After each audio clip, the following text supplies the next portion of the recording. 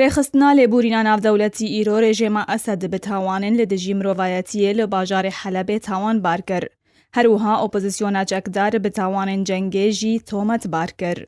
رێخستناک و بەرگریە دەبەر مافێ مرۆڤان دەدەکە دراپۆرتەکیدا و ئیرۆ بەلاف کریە دەبێژە ئیرێشێن ئەسمانی یەن رێژێمە سووریای یەن بەردەوامە لەسەر باژارێ حەلەبێ پایتەختە ئابووری خەلک نەچار کرد و دبن ئەردێدە بژین.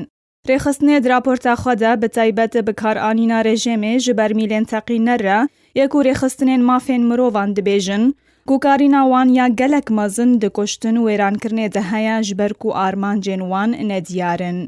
Rêveberê programa rêxistina lêborîna navdewletî li Rojhilata Navîn û Başûrê Efrîqiyayê Philippe Lothar dibêje.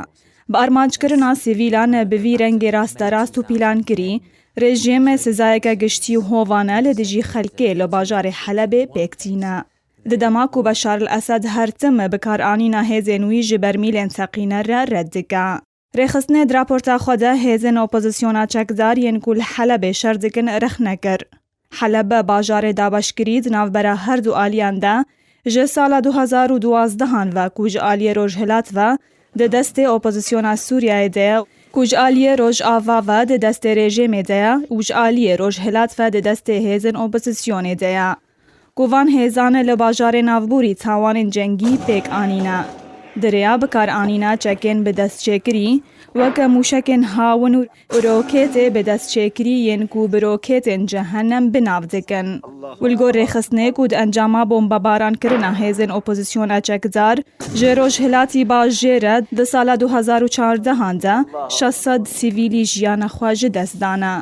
û di beramber de hejmara kesên di encama bermîlên teqîner de hatine kuştin, gihiştiye 3000 kesî di heman salê de. Raportê bi belge her du alî rejim û hêzên opozisyona çekdar bikarîna işkencekirina rêkxistî û berfireh û revandin tekes dike û daxuyakirin ku gelek nexweşxane û dibistan bi sedema bombebarankirin neçar mane ku navendê xwe veguhêzin tonelên dibin erdê de.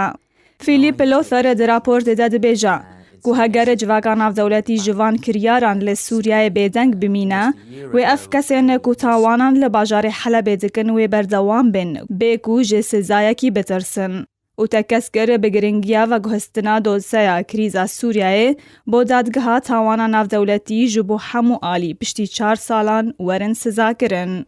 Krîza Sûriyayê ye ku bi xwepêşandanan dest pê kir di adara sala 2011 de û di encam de zêdetirî 220,000 kesî hatine kuştin, taneha tu çareserî ji rijandina xûna Sûriyan re nehatiye dîtin.